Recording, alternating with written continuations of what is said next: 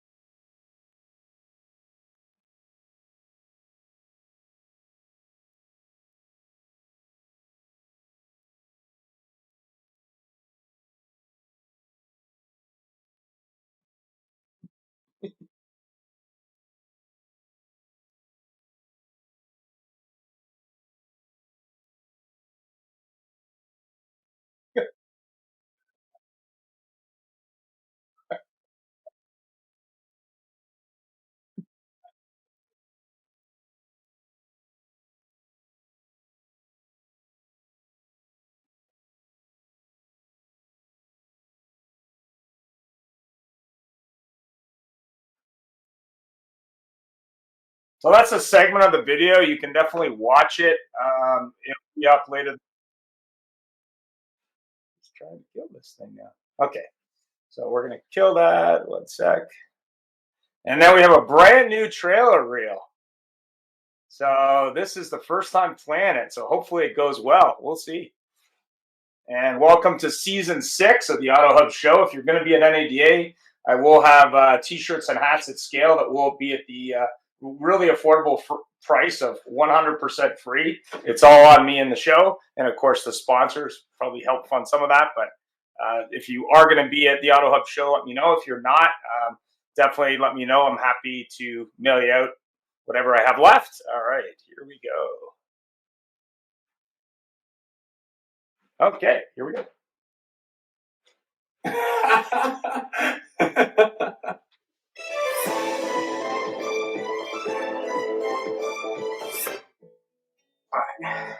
Life is about connection, having a support system to lean on, and roads to endless possibility.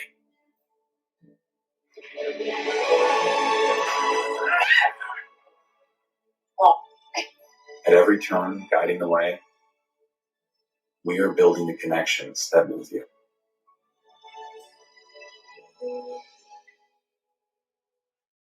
One of the really nice things about Larry, one of the reasons that we brought him to our dealership is he's so very much aligned with our core values. So with our brand, which is thoughtful and professional service.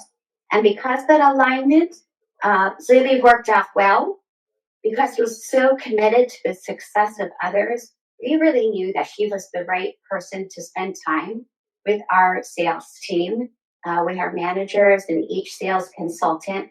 And we're just really thrilled to have a partnership with him. And so we thank him. How do you adventure? Is it fast? Is it free? Is it clear? Is it rugged? Is it remote? For your next adventure, trust MotoClose for buying, selling, trading, and protecting all of your motorized assets. Powered by Disclose Dealership Management Dashboard, your all-in-one DMS, CRM, menu, lead gen, inventory, staff, client, and deal management solution. Disclose DMD, like a DMS, only better. Mention promo code AutoHub 2025 to get special pricing, including waived setup costs, no contract, and your first month's free. Car dealers often underestimate the power of social media. Are you wondering why my face is plastered in your newsfeed? Are you a GM, dealer principal, or a manager at a car dealership wondering why you see me all the time on Facebook, Instagram, LinkedIn, TikTok, and all over social media? Well, that didn't happen by chance. I target car dealers that are in-market shoppers for social media services, and I'm going to do the exact same thing for you so that you target in-market shoppers for your brand of customers that purchase your vehicles. During my Viato days, helping car dealers appraise and price cars, everyone was asking me, what do I do on social media? What do I do with Facebook, Instagram, TikTok? And this was back in 2016. So here we are 10 years later. I started a company, became an entrepreneur, and now I help car dealers. They either outsource their social media needs to us, or we have a training and education center where we can teach all of your employees how to do social media in-house. 90% of consumers actually follow a business on Instagram. The average adult sits on TikTok for 2 hours a day in the rabbit hole. To learn more information about it or to get a demo from one of my sales associates, click the link below. We would absolutely love to help you. I love her new video. Actually, I still prefer the car ear one with the dog ear one from a couple years ago. But anyway, here we go. So good morning. Let me just stop. Go over. Here we go. Good morning and happy New Year to everybody. Wow, it's been an interesting year so far. I guess the big question is, since we have some regulars back on, I think Troy was the first, and I believe Larry's on via phone. I'm not sure. Anyway, Troy, why don't you start, since CDK Global is our platinum sponsor this year, and also I assume you're going to be at NADA, so maybe you could tell us more about the big plans for NADA 2025.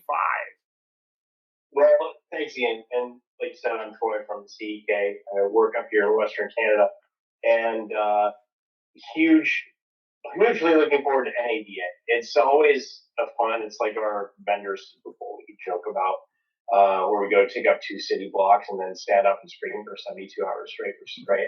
But in all seriousness, though, it's our chance to show off, and I'm excited about it. Lots of AI stuff, and when we look at the way that NADA's evolved over the last 6 or 7 years that I've been going, it started out where I think in my year one, it was the first year that it was 50% technology vendors at NADA. And I think now I would argue it's probably high 80s at this point, where if it's not solely a technology, it's a integrated technology of some sort, which is very exciting for folks like us. But I'm looking forward to it. 2025 in the rearview mirror now. We're excited for 25. Lots of great things coming out. Onward and upward. So what are you featuring, or what's new? What's the hot shiny bongo for 2025? I'm just curious. Well, you know, it's funny. We've had AI shows on the Autohub Show for many instances, and everyone's got their version of what AI is. But our embedded AI system is going to be shown off in quite a strong fashion, and we have a few new very cool tools using our business analytics and AI. So I would say AI is going to be the flavor of the day, but there's a lot of other great stuff in terms of our modernization and whatnot that we're going to be showing. So all new screens, all new technology with the AI built in, and 50 years of experience working with customers like all of our customers, all of our dealers. So. Fantastic. Brandy, new sponsor this year for 2025 season 6. Cool new video. I actually really like the sort of outdoorsy feature of it. Obviously, are you going to be at NADA this year, or are you looking at next year? Sadly, not this year. We're not quite ready to swim with these big guys, but we are excited for some of our new features coming out, some of our new partnership integrations. We just aligned with eDealer for automatic inventory feed. Next on the agenda is D2C and Dealer Spike. Our platform is a little unique. We allow for all assets in one place. So auto RV, power sports, heavy equipment, farming, even e-bikes and golf carts. Wow. So those integration feeds are really important for us, seamlessly to transfer inventory over. Sadly not going to NADA, but I do look forward to you taking some video and making sure you get some blackmail material if possible. Oh yeah, I'll be doing 40 plus interviews at least, if not more. So if you're going to be at the show, book your time now. I'm going to be slammed. But go ahead, sorry. Awesome. Sad to miss it. Fantastic. Now, A to Z Sync, or A to Z Sync if you're American. Obviously, I'm assuming you're going to have a booth this year. I know last year was kind of on the down low, but is there going to be a booth this year with A to Z, or are you guys going to be just walking the floor, picking up deals? What's the deal? No, there'll be a large presence of A to Z Sync and Amazon together at NADA. Obviously, the Amazon Autos program is now live, and there's an awful lot of misinformation, a lot of questions that people have. So we'll have a large presence there, not only to educate people on the opportunity that the Amazon Autos program gives to dealers, allowing them to retail their vehicles on the world's largest selling platform and get done deals coming into the store, but also having a more holistic conversation about the dealership experience, about minimizing technology, about really meeting the customer where they're at. And unlike everybody who's running for HI or AI, which is, what it is, we believe in HI, which is human intelligence. We still feel as if in the end, it's about an interpersonal relationship between the customer and the store staff, and getting technology out of the way and making it easier for those relationships to develop and really come to fruition is what we're all about. So, we're really excited for NADA. It's going to be a great event for us. Fantastic. Love to do an interview at the show. I'm going to be at the Bellow booth, which I believe is 8:35. I'll also be mobile, so I'll be there with my wife, so I'll have mobile gear available. Let me know if you have time. You can book it in the link in the description of this video, or you can definitely send me an email. Now, last but not least, I know Larry's real excited about NADA, and I'm sure we're going to be doing some interviews together. What's your plan for NADA at Career Changers USA or Career Changers International, as we say these days, Mr. Larry? Absolutely. I'm excited to, there's a bunch of people that I've got appointments to meet with. Obviously like hanging with you. By the way, Troy, everybody else, can't wait to see you guys if you're going to be there. And Brandy, I attempted again to mail you my book, Inner Moron Demons, but apparently it's very difficult to mail a book to Canada these days. I have no idea why. Maybe it'll get better. I understand that Trudeau is going to get a job in the post office since he's going to run the country. Maybe that'll aid in a bit. But I'm Brandy. I'm sorry you're not going to be there. I'm hoping Troy and Doug are there. I would love to shake your hand and meet them. And stir the pot, have a little fun, learn some things. Yeah, absolutely. And for those Americans, True Dummy or Trudeau Jr., as we like to call him, or Fidel Jr., I believe he's quitting today. So there is a new opportunity for someone who wants to lead the burning ship called the Liberal Party of Canada. So if you're interested, I think they're taking applications. Anyway, for 2025, obviously there's some discussion around AI technologies. There's discussion about integration with different OEMs. I put a poll up recently saying how many OEMs will be left. I know Honda and Nissan are merging. There's talk about Mitsubishi being acquired and Subaru being acquired. What do you think that magic number is of OEMs integrating? Who wants to start? Maybe Brandy? The magic number? Yeah, I think the first integration announcement came as a little bit of a shock to everybody. So that, I think nothing would surprise me at this point. What I really want to understand is kind of the why. So first off, I want to get everybody's take on who do they expect to integrate and why would they why is the thought there? Yeah, that's a great question. Right? I mean, when you look at Mercedes and Stellantis years ago trying to integrate, that was interesting. And I know Carlos Ghosn had some comments on the merger between Nissan and Honda, probably from his home bunker. But I was kind of curious as to what you think. Maybe Doug. I mean, you're obviously dealing with a lot of OEMs. What do you think about this merger stuff going on? Well, I think the Honda Nissan merger, I kind of like the idea of those two coming together. I think it makes sense to me. I could see Stellantis doing something. They've certainly been struggling, but given their new leadership, perhaps that they're going to right that ship. I'm curious if one of these offshoot EV companies like a Rivian or something like that will merge with a company, if somebody will absorb them so they have a better platform that they can literally go out and start selling through franchise dealers. I don't really foresee a great deal of shrinkage as far as the OEMs. There may be one other merger, but I personally don't. But that's just based on pure speculation. Well, there's I believe that they would wrap Mitsubishi in, from what I could see. The only odd thing was after they announced that they were discussing it, I believe the head of Nissan seemed somewhat down on the idea. Very strange comment coming from him right after they announced they were talking. Mm-hmm. Yeah, I mean, you think about it, it's so abnormal to see something like this that there's bound to be a lot of second guessing, and I found the timeline interesting. I mean, they won't have it wrapped up till next year at this time, so certainly a lot of room for moving and reassessing this. And I believe that they said they only have a year's worth of workable cash. So if there was ever a time deadline and a little heat on a situation, I would think this would be it. Yeah. Well, what also comes with that change too, right? Like, so there's the mergers, but when change happens, big change is the ripple effect. So what else are they going to announce in these changes? Whether it be different platforms of selling, different styles of selling, different markets, etc. I'm curious as to what unravels. Well, what do you think? I believe Nissan announced that they were going to do a human sacrifice of Carlos Ghosn. So that might draw a little interest. They're still trying to extradite him, I hear, from I'm not sure where his home country is, but they can't extradite him from there. So he was, of course, jumping on this because he was poking the tiger. What do you think, Troy?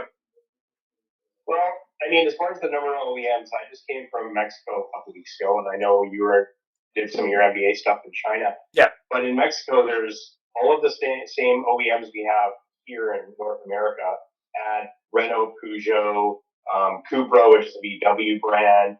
There's a few of the Chinese brands down there. And I think that when you look back in 2008, General Motors had a Buick car, an Oldsmobile car, Chevrolet car. They were all more or less the same car, a little bit of trim detail difference. And they compressed that, and now they all have separate lines. I think a lot of these brands are so large and so complex that all of this merger stuff that we're seeing today is like 2008, where they're just desperately trying to react to Chinese pressure, economic pressure, things of that nature. So are we going to see some more mergers? For sure. That's why VW put, what was it, $500 million or whatever into Rivian. There's a lot of people that, or a lot of OEMs and brands out there globally that could easily come into North America. And I mean, VW is doing the same thing with Scout right now. Yeah. So when you look at a global situation as far as the OEMs are concerned, a lot of these OEMs that you think own 4 or 5 brands, they actually own 10 because they also own a bunch all over Europe and Asia. And I think there's some compression that can still take place. But in typical large OEM fashion, when the disruptors, the Rivians, the Lucids, the Teslas, and everyone comes up, and now VinFast and some of the other, Chinese brands are trying to make headway, they're doing their best to react. So is there a magic number? I think the magic number is whatever the OEMs need to do to survive. And then exactly like Brandy said, are there going to be new selling models? 1,000%, because you can't react to Tesla, or they tried to react to Tesla by going some online. Genesis saw some great success. Their dealers are trying to sue VW to stop Scout from being able to sell direct to consumer, but at some point they're just going to have to adapt to it. So just like them selling cars online, which everyone was reticent to do until COVID hit, now everyone's doing it. Can you go direct to consumer? I was speaking with a dealer who I won't name, said, we have an agency model with some of our OEMs, and we make more money because we don't have all the hassle of worrying about negotiating on the prices. They protect the front end. They're less likely to make rash decisions. We get paid a very handsome delivery fee. Plus, we have a lot of opportunity to sell stuff in the back end. So, I think there's some reticence to the agency model because it's new, but I think the OEM consolidation and new sales tactics and all the stuff that comes with it, in the next 5 to 10 years, we're going to see either a new sort of, conglomerate of OEMs. We'll see some brands from other OEMs that they have globally come in just to shake things up, and we'll see some new disruptors. I mean, I didn't see, I think it was back on this show like 3 years ago when we heard of Lucid coming, and now they're delivering. It was a pretty fast turnaround. So who knows what we're going to see in 5 years? And I think, is there a magic number? No, I think it's just it'll shake out. And our business is evolving anyway. So who knows, 5 years after that, it'll be different again. Yeah, I mean, I had a curious question for Brandy, since she talked a little bit about motorsports and power sports and RVs, I'm assuming. I mean, do you have any thoughts on those markets? I mean, we don't talk about them much on the show because we're really not an expert in it, but what are you hearing from those dealers who are in those different markets that are still selling something on wheels, or something on water, but what are they seeing there? They are very different. Like I always, power sports, heavy equipment, etc. I really do feel, and I hope I don't offend anybody, but they are years behind in really their options. Automotive is very saturated, even with companies like mine, and that's kind of why we looked at different laterals so that you could expand and you have different markets to reach out to. But yeah, that's the cowboy way of doing things. Like RV is very different. It's the old time of, hey, your rep calls you and says, I need to move 3 more units. I'll give you free flooring for the first 6 months while you take them. You know what I mean? That's not, it's not, allocation is different.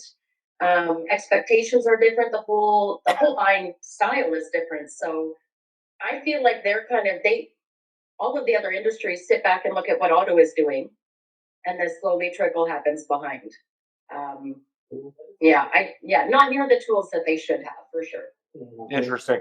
And Doug, I have a question for you. I mean, obviously we're rolling out with Amazon. What has been the reaction or the feedback from the participating dealers already and from the customers? I know Amazon's big on ratings. Like, what's the feedback so far? Well, I would say at this point, it's been very positive. We know that this is an ever-evolving platform, an ever-evolving program, but thus far, the feedback's been great.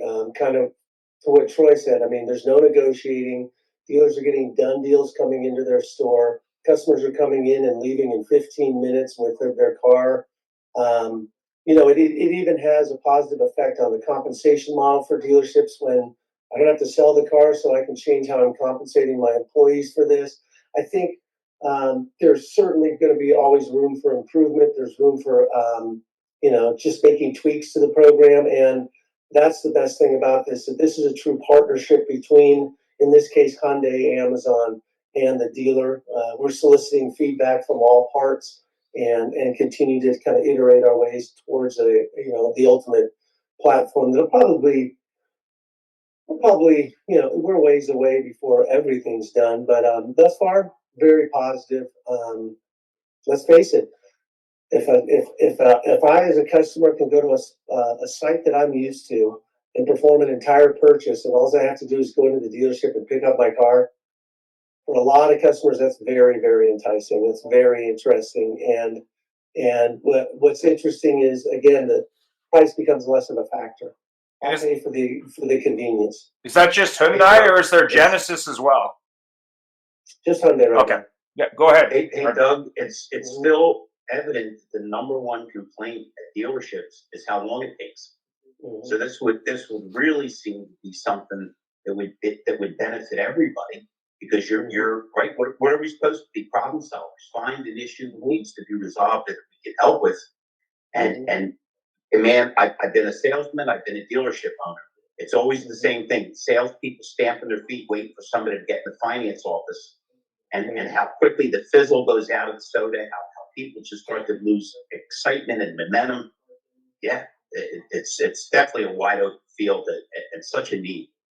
Yeah, what's really exciting from a dealership standpoint is, the first time they really are dealing with the customer is for the best part, and that's the delivery of the vehicle.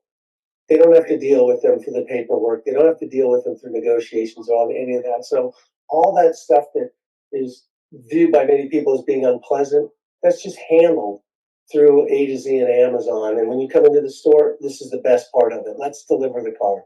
Let's introduce you to parts and service. Let's make you a lifetime customer. So it's a really refreshing way to buy a car. And being expeditious is a way to profit. There's nobody that doesn't understand used cars. They'll tell you that the key is a quick turn. That when cars hang around the lot too long, you get hurt. You don't even realize you're getting hurt until you really dial into your statement backwards and realize what your real cost was at the sale, rather than what you brought the car in for and what you think you sold it for. So if you can, the whole thing. If you and I are on the floor and you take 3 hours to sell a car and I take an hour, I can talk to and sell more people in a day. Yeah. And how do you see, Larry, as you're around dealerships and you're helping hire staff and training them, how do you see that challenge moving forward with finding sort of younger people that maybe want to do it, but more importantly, how do you see them adapting to the changes that are happening right now versus 2 years ago? I think it's strictly a matter of dealership management and the way that people are treated. If you make an atmosphere conducive, people want to work with you, right? We all, again, I'm just saying things that we're all aware of. People, one of the primary reasons people leave their jobs is their boss. That they're not nurtured. Listen, me, Doug, Ian, we're not 12 years old. We're adults. And we remember when we got into the car business, it was real simple. How can I make the most money? We weren't very touchy-feely. We didn't want to hug the boss. Where could I make the most money? But so many other things have changed the parameters and what motivates people. So I think if you combine making it easier and dialing in with the digital end, the fact that I don't know anybody that you can resent Amazon for what the effect is on smaller businesses, but the same people that complain about it still use Amazon, because being quick, being easy is the key to everything. I mean, Doug, I was on I watched somebody and I was really shocked, because it was somebody, I believe, in their early 30s, late 20s, and they were saying how much they hate shopping. I'm an old guy. I'll tell you the truth. I like going to some place where I can look at something and touch it, or maybe if it's a piece of clothing, try it on. But I'm a damn dinosaur. People today are in a mode where I want to hit a button, I want it delivered, I want it quick. And again, if we can take the pain points out, the paperwork, the delays, all it can lead to is moving more cars, making it faster. And as you said, the premium of cost becomes less painful when it's ease of delivery. Right. No, you're exactly right. And you still have that in spite of everything that this industry is doing technology-wise and everything, you still have that core problem or opportunity, if you will, of let's sell the car the way the customer wants to buy it. No matter what that may be, let's offer them that. You want to do it online? Great. You want to do half and half? Great. You want to come into the store? Great. But no matter what, let's meet the customer where they're at, how they want to buy it, and let's make sure that our employees are in an environment where they can thrive and they can continue to grow. Don't Hey, just Rick, I stifle heard them. Doug, I heard Brandy pipe up. I want to just throw one comment out before she jumps in.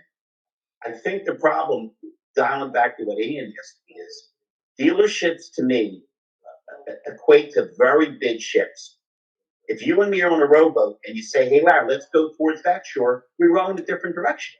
But when you've got a really big ship, it takes a long time to change direction or maneuver. And a lot of these places, the bureaucracy is so insidious. It takes so long to accomplish anything or change anything. I mean, everybody talks culture. But after it goes through about 12 layers, people either give up or just keep moving in the same direction. Yeah. I didn't mean to interrupt, Randy. It sounded like you were jumping in. Actually, I think you actually answered my question, to be honest, because this really does fascinate me. Why did we need Amazon to do this for dealers? You know, Amazon, if you've ever seen any pictures of Jeff Bezos, the early ones, he looks pathetic. He's in a little garage. He's got wires hanging down. But what he discovered is if you make these things easy in an era where people are plugged into their devices, it works. So it doesn't shock that an Amazon or a Tesla would make these moves because they think so far out of the box conventionally. If it's 20 years ago and I'm sitting with Doug Reeves and I say, listen, I got a great idea. We'll set up this thing through a computer and people will stop going into stores. Doug would say, Larry, are you insane? It costs $200 million to build a mall. That's what people want.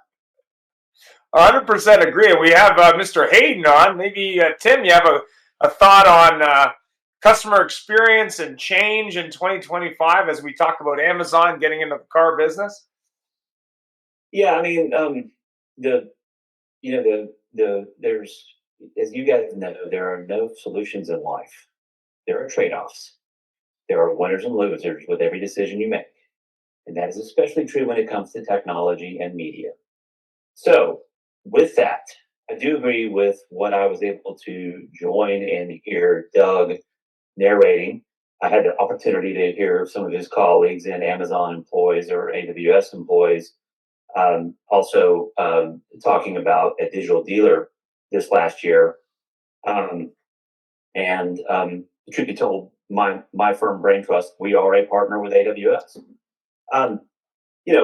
The problem with Amazon is what Larry has already said, is that maybe it's bureaucracy, or maybe it is just the ongoing rut that the industry has got itself into now, where it is so focused on the top of the funnel and thinks that the variable side of the business, right? I made this joke at Autobate about how I would imagine some general sales managers and dealer principals probably have a spiral notebook on their desk, and it shows all the software as a service systems, all the licenses that they have bought into, and a lot of them for 1 year, 2 year, 3 years, and with beside it a number of units they're going to sell, and because that's how the software as a service folks. We're just a few weeks from NADA, and half the people are going to say, you start using our system, you're going to sell 10 more vehicles per month, right? Yeah. There's that, which is the rut, and to the way you ask the question is customer experience. There's a lot of folks I'm hearing more than ever. So this is a 2025 statement, who are saying, oh my God, think about what we can do for both fixed and variable revenue lifts if we just paid attention to the people who already bought from us. Right? We 100%. Just did that. So while Amazon's a beautiful, frictionless experience, and I agree with Doug, go where the fish are and capitalize on a partner like that is going to make it real easy. You guys all know that it's been several years since we last worked with him, but Brian Benstock had that same view. He said Google is fantastic about bringing people to the dealer. Amazon proved to us that the business needs to go to their front door. you have to understand that it's all about serving the customer wherever they are. So I look back to Larry, because this is about retooling. And I'm sorry, I'm not totally familiar with Brandy or Troy so much, but this is change management. This is behavior change. How do we quarter by quarter? We got to do the same thing by all of our vendors pushing AI at us. We've all got to come together, vendors, the customer, who is the dealer, and we've got to work together to orchestrate how this is going to happen and how we're going to do that. So my short answer there too is that we're going to hear a lot of dealers, I think, in Q3, Q4 of this year who are crying because they've lost business, and they're going to point to tariffs or no tariffs. They're going to point to something that Biden did, or something Trump did, or something they didn't do, right? They're just going to do that, right? Because they don't know that there's self-accountability and that they have control. Yeah, where they need to point is the mirror. They need to look in the damn mirror. That's it. Because the same guys that complain don't understand the importance of fixed operations and having a tire display and making the world change favorable price-wise to everybody else. They don't understand the orphan files. Unless you're in a state like Ohio and Virginia, most of the states in the United States, if you send me a customer, I have $100 for you. And there's nobody breathing that doesn't want that 100. People drive their Bentleys across town to save 3 cents on a gallon or a liter of gas. But imagine if we now took the concept of Doug Reeves, of Amazon, and making it very fast, but we also went back to our orphan files, and we also had somebody standing in service. Because that's the one thing Amazon can't do. They can't push a car through the computer link and fix it. So if we need the same, there were guys when I started in the business that heard leasing was coming in and they quit. They heard computers were coming in and they quit. But the people that are smart enough to embrace everything and realize you want to have every damn tool in your toolkit are the ones that are going to be successful. By the way, Tim, you would a direct message me. I'm still working on your computer. I'll have it back as soon as I can figure out how to make those.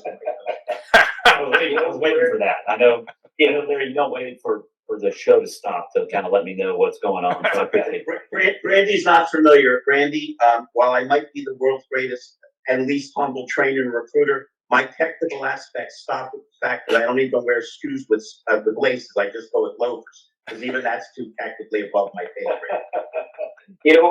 Before we get off the topic of the change here, Tim, you made a real good point. You brought up Brian Benstock.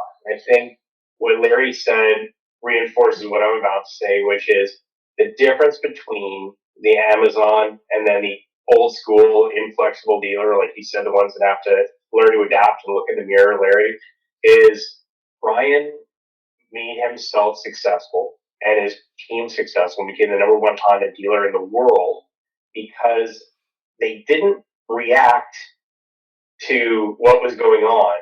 They were reacting to what was coming. And proactive. His team, you mean proactive instead of reactive? Yeah. But what I mean though is him and his team are always analyzing what the future is coming. What are the trends? What do I see in other industries that we can bring into ours? Other dealers, we said the word blame. We said we're going to point at Trump or Biden or tariffs or this or that. That's exactly the way we see a lot of our industry go. Is it's everybody's fault but their own. I didn't see it coming, or this isn't fair, or some other, my OEM missed, or my government that. But if you took and strategized and said, maybe the way I'm doing this right now isn't the best way, even though my dad and his dad have done it that way for the last 40, 50 years, can I look in the mirror? Can I look to other industries? Can I look to other peers that are successful? And do I have the courage to adapt and stand behind it? It doesn't matter. The systems and the tools are what gets that done. But at that first mindset of, I am not only going to think outside the box, I'm going to pretend there is no box anymore and truly be revolutionary. And you want to talk about people that want to work for a company. Brian's got disciples. He's got people that get up with him at 4:30 in the morning and like 25 of his staff go for a run with him. You want to talk about culture, that's where it's at. Right. Yeah, but think about it, Tim and Troy. Think of how strong a business model Kodak cameras had and VHS tapes were. If we only look at, it's like looking at your statement and congratulating yourself because of what you made and not analyzing what could we possibly have missed. How much quicker could our turn have been on used cars? How much more business could we have captured? If you're only looking at what's in front of you, that's all you're going to see. But when you start breaking the barriers, and look again, back to Bezos, look where he started. Yeah, we'll ship some books around. We're human. We put our own limits on ourselves. Once we realize there's no limits, Tim, when I'm in class, I love to ask people what penicillin was derived from, and most of them don't realize it was moldy bread. Changed the world. Prior to that, you got hurt, you lost your leg, and you died. Right. You know, everything right up until it happens is impossible. I'll still eat moldy bread today instead of seeing my doctor for that reason. So, I'm going to go just a slight digression here, but I've had the chance over the holidays to connect. I'm here in Texas, and I've got a number of people that I grew up with that are now athletic directors and head football coaches in high school, right? And you hear it at the end of the games, right? When they interview coaches, or even before a game, the rival is 3 weeks away, and they ask them, "How are you feeling about?" If it's Texas, they're saying, "How you feeling about A&M?" And Sark would say, "I'm not worried about that right now. I've got to handle Oklahoma right now, right? Right. I got to do it 1 week at a time." Well, so my football coach buddies are explaining to me about the technologies they use today. They use Huddle, which is a computer vision system that allows you to understand all the mechanics of the opposing team. It's not you watching the tape as much as it is AI watching the tape, and it's starting to identify strengths and weaknesses again with your opponent, and it's also doing the same thing with your own team based on what you've done over the last previous weeks. And then it matches the things together and it says, "Hey, this is the short list of plays that you have that might work pretty well in your game plan." But the coaches, being the great maestros and artists that they are, they go in as generals of their armies. They go in and they make it in their own voice and they do their own thing. And this is just where I get to not just car dealers, but this is to all of my clients in any industry right now. The pace of play right now, to the point that I've heard several people just echo, it's not what is being done to us. It's just what everybody else around us is doing, right? I mean, your biggest competition right now is not the Ford dealer across town. Your biggest competition right now is actually Google and Apple and Meta. I mean, Meta just announced 3 days ago they're just going to go ahead and come up with little AI influencers to keep you looking at Instagram and to keep you looking at Facebook, right? I mean, you got to understand that there's things happening in the ether around you that you've got to deal with. But better than that, you've got all the data right now, and you've got the opportunity to find out what's working. It's what Larry was just talking about. Is how do we make our call times go down by 10%? How do we, to give us more time to do something else, to make outbound calls? How do we get more fluidity between what's happening in fixed ops and the sales floor? How do we get marginal opportunities to get one or two more vehicles sold between two individuals because we've got data that shows us that they're doing something right or they have something that's improvable? I mean, that's the big opportunity. And I think what I hear all the time is that dealers just don't have the time, or they don't understand. They've invested in so much technology already. And in all due respect to CDK and DMS world, a lot of them are looking to the DMS to be able to make these things happen. And let's just be honest, that's a big, big battleship. Sticking with Feldman's metaphor, that's too hard to turn. So this is where we got to have fluid read-write API connections with the DMS to make some of these new systems that do this kind of analysis work. I mean, it's everybody having to work at once. To build on what you're saying, one of the most dangerous excuses in life, and I hear it all the time, just like everybody on this show does, is I don't have the time. Unless like they're doing weird things that I'm not aware of. Everybody has the exact amount of minutes, hours in a day as everybody else. And when you start trapping yourself into, I don't have time, what it usually means is they're not using their time properly or maximizing their efforts. Doug, you're everywhere. Tell me you haven't ever seen this. Every dealership has one guy making 160,000 and one guy that can't make 40. And the guy that can't make 40 will tell you everything's wrong with the dealership. And the guy that making 160 is actually too busy to tell you what's wrong because he's actually talking to customers and doing some things. This isn't complicated. We're alive and one day we're dead. In between, we want to have as much fun, make as much money, spend as much time with our family, throw in some sex and pizza. I like to keep the Texas guys motivated there. Right? Tim actually revealed to me that the last page of the Dallas Cowboys playbook has the phone number for the suicide prevention hotline. Brandon, did you have some thoughts? You've been quiet there. I did. Well, I actually wanted to add to what Tim said about Facebook and the AI announcement. They actually announced that they have had AI implemented since 2020. They created a couple different characters. You've all read this and watched the story on this, and I just find here is a few things came to mind. First off, the fact that AI is being implemented into Facebook to engage with people, feel a more trusting connection so that they can spend more time and buy more of the stuff on the ads. Now, what was interesting about that is that AI was mirroring people and choosing manipulation over truth.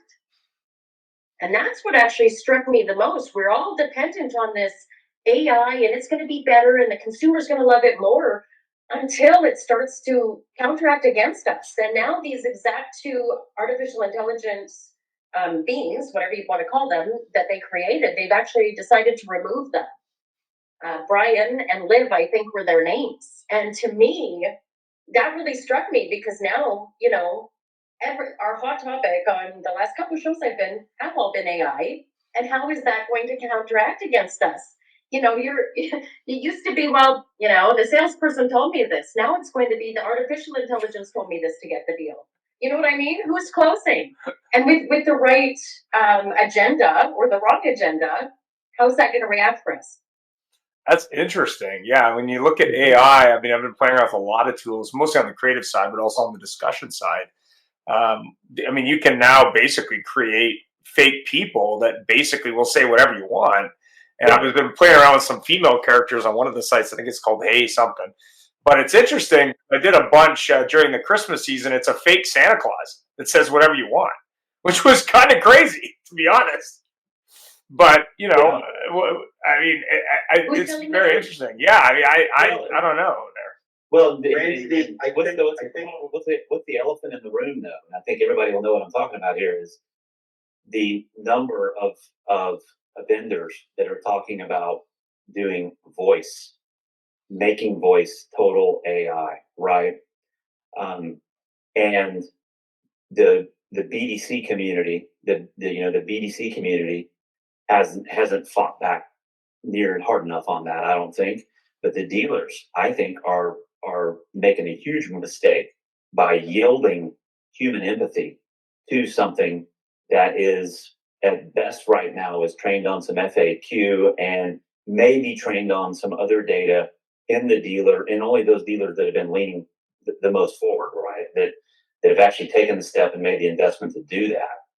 But you're doing the same thing that I was saying before, is instead of just being wrapped up at the top of the funnel, running your business transactionally, just on how many vehicles you're going to sell. Now you're doing the same thing with the humans who drive them and saying, how am I going to convert so many people without using human time? I mean, that to me is a huge, huge misstep. And I'm not excited at all about AI. Tim, it's unbelievably dangerous. To Brandy's point about what's true, we're all prisoners to how pervasive social media is. Because I'm not kidding now. Tim knows we're pretty good buddies. I'm a historian. I read a lot of history. And the problem with history is you're reading the opinion of the person that wrote the history, depending on whose side they're sympathetic on. but it still meant you had to be a reader and you had to have show a little bit of interest and perhaps read a second book with a counterintuitive message. But today you see why do we have people doing crazy, dangerous things that get them killed? People jumping off trains and doing weird things because they see a million other idiots doing it and they go, okay, I'll be just one other idiot. But if you make it strictly non-empathetic, to continue on Tim's point, no AI can put their arm around you. They can't smile at you. They can't say, man, I hate when that happens to me. That's why the key, I think everybody understands, is taking AI as a tool. The reason I was late to the show, Tim, I got it a little before you, is I got a new employee and I was helping them place an ad for me. And they said, what about this stuff that just popped up on the job description? I said, get rid of it. It's AI and it's all the stuff why most dealers aren't successful, because it's such a blueprint, here it is in black and white, rather than warmth, rather than, hey, this is interesting and this is fun. So I think we're all of the same mind. If we can take a concept of making this faster, if we can make it where you don't have to go into the dealership other than to pick up the car, and then wrap it in with a human being that delivers you beautifully, introduces you to service, because the only thing that's scary, Doug, is if there's no socialization in the dealership, we still lose them anyway, because most of the leakage today is through fixed operations. They go to a tire place or an oil change, and you lose them anyway. Totally, and that's one of the things that we're stressing entirely is the golden opportunity here is what happens when the customer comes into the store, because there's your chance to really, really make an impression on the customer. They've had this great experience online. Now capitalize on it, expand upon it, make them lifetime customers. This is your golden opportunity. Since you don't have to waste time with anything else, you've got time to really develop a true relationship. Don't blow this. But the challenge, my buddy, is, and please, I mean no disrespect. I particularly love everybody on this show, and I generally like people. I'm not misanthropic. But I think half the world are complete imbeciles. And I don't mean any disrespect to the discrimination imbecile group. Look how popular Ozempic and drugs that can make you lose weight are. Even though they haven't been around long enough to prove that maybe 6 years from now your eyeballs fall out. How about, and this is really radical, I might throw everybody off here again.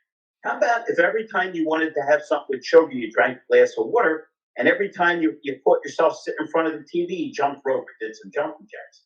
Now that should not be a radical concept. Yeah. But it seems like we're in a position in life where, there's something wrong. My kid can't pay attention at school. Let me put him on drugs. Let me find a solution that might be worse than the problem. Troy, you had a thought? I just the same what you said that in perfect timing, Larry. Mm-hmm. Is that I tell car dealers, I'm like, do you remember what Saturn used to do? Saturn used to walk you out to the car with a Polaroid camera in their hand, and they would take 2 photos of you with that new car smile on your face next to your car, and they would give you one of the pit photos, and the other one they would go put on a massive wall in the dealer. And they knew that you take that home and put it on your fridge and show all your friends, right? Right. Well, here we are today, and it's when I wrote my book in 2014 about mobile commerce. I said, this is all my buddies there in the granite countertop business. They do kitchen renovations. I said, what you need to do as soon as you get done with the job, you need to ask the person who owns the house, hey, let me get your phone. Give me your phone. I'll take a picture of you in your kitchen, right? And same thing. Take a photo, hand it back to them. What are they going to do with it? They're going to tell all their friends. They're going to do all that. That's the smallest little thing to do. It's a couple ounces of culture, and it's a whole lot of customer experience, and it's, guess what? It's branding. It is branding at the end of the day. It's so simple. I think I've said this on the AI show before. It's that AI is absolutely great in a place where you need some gap filler or problem solve. For example, am I going to staff a receptionist at 5 a.m.? No. So would it be great to have someone who could take that call and break? Can I hire somebody who speaks 50 languages fluently and changes in real time? Probably not. If that's a concern of mine, maybe I should look into it. But also, you need to do the human stuff better. Now, human stuff is huge, but we talked a little bit back about half an hour ago about the time in the dealership. Larry said the biggest complaint from dealers or customers is the time in store. Well, what we see that AI has made huge inroads in the legal business. And a lot of that boilerplate legal documentation and mumbo jumbo that we used to pay people $150 to $500 an hour to generate can be done by AI in seconds. Well, it's not a big leap to say that all of that legal paperwork stuff that needs to be done should be able to be generated by AI. One pen whip, someone to discuss it and walk them through a conversation in 30 seconds. Get all that other crap out of the way so that you can sell them meaningful things that will help protect their investment, or move them into fixed ops and make customers for life, to use Doug's term. And I think that if AI used in the right places is huge, but if you don't do the human stuff right, all the great experience that you're setting people up with an expectation of drops dead at the door. And you know, my best example is there's a great dealer that used to have amazing car commercials, great Facebook ads, great ads on retargeting on YouTube. And then when you walked in the store, there were 3 guys standing up front smoking. The store was boring. Half the balloons were falling down off the antennas, and all of the glitz and glamour they promised fell short. They did the right stuff wrong, and that's really huge. Is that you got to be good at people. 100%. The experience is only good if it goes through the entire process. If you set up that experience, you're going on a resort somewhere and they got these great photos on Expedia, and then you get there, it doesn't look at all like that place. That's a challenge, right? I mean, I think that, as we've been talking about for years. Yeah. That's the challenge vendors have. When a vendor comes into a store, regardless of what he's promising, if it's going to be a significant change to the dealer's operation, if the dealer's not willing to commit 100% that he's going to do this and it's going to be done the right way, the vendor needs to walk away. And the vendor needs to have hard conversations saying, this is not going to be easy. I mean, you brought up Brian Benstock earlier. He's one of our clients. He knew how hard going one person was going to be in his Acura store, but they did it. Yeah. And we told them it was going to be hard. And we tell every dealer, if you're looking for a significant change, this is not going to be easy. And if you're not willing to do the work, we might as well stop right now, because it's going to be a waste of your time and my time. And frankly, I don't need practice launching stores just so you could churn in 6 months. and that's really of the hard conversation vendors need to have with dealers, is just saying, are you in, or are you just saying you're in? Because there's a big difference. 100%. So we're almost out of time. So final thoughts. Let's start with Brandy.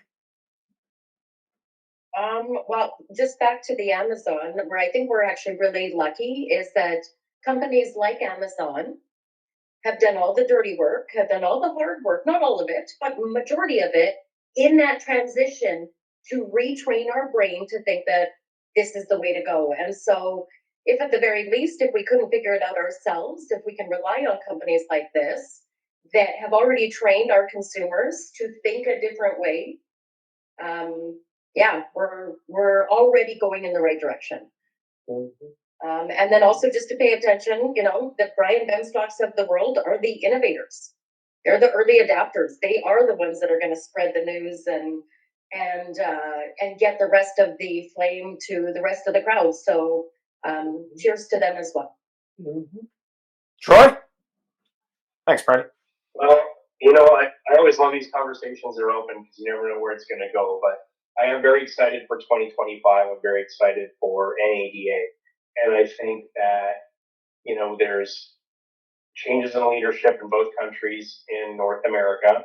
And whatever side of the fence you fall on a belief on that, if there's some sort of optimism change in the economy, that's only going to benefit our customers, would benefit us.